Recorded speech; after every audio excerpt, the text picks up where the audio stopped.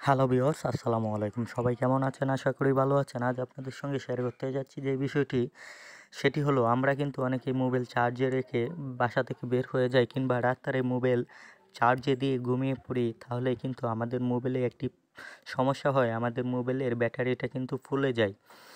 আমাদের মোবাইলের ব্যাটারির হেলথ কিন্তু কমে যায়। কিন্তু আজ আপনাদের সঙ্গে যে সেটিংসটি শেয়ার করব, সেই সেটিংসটি করার পর আপনাদের মোবাইলটি চার্জারে রেখে খুলতে ভুলে গেলেও কিন্তু কোনো সমস্যা হবে না।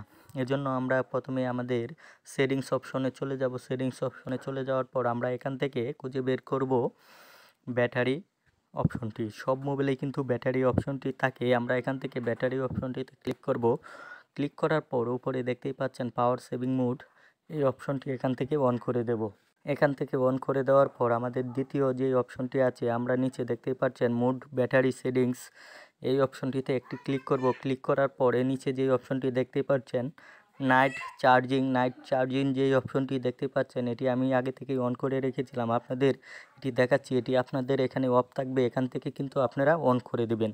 অন করে দেওয়ার পর যেই কাজটি হবে, আপনাদের রাত্রে মোবাইলটি চার্জে রেখে ঘুমিয়ে যাওয়ার পর কিন্তু আপনাদের মোবাইলে 90%-এর উপরে চার্জ হওয়ার পরেই কিন্তু পাওয়ার সেভিং অপশনটি অন হয়ে যাবে।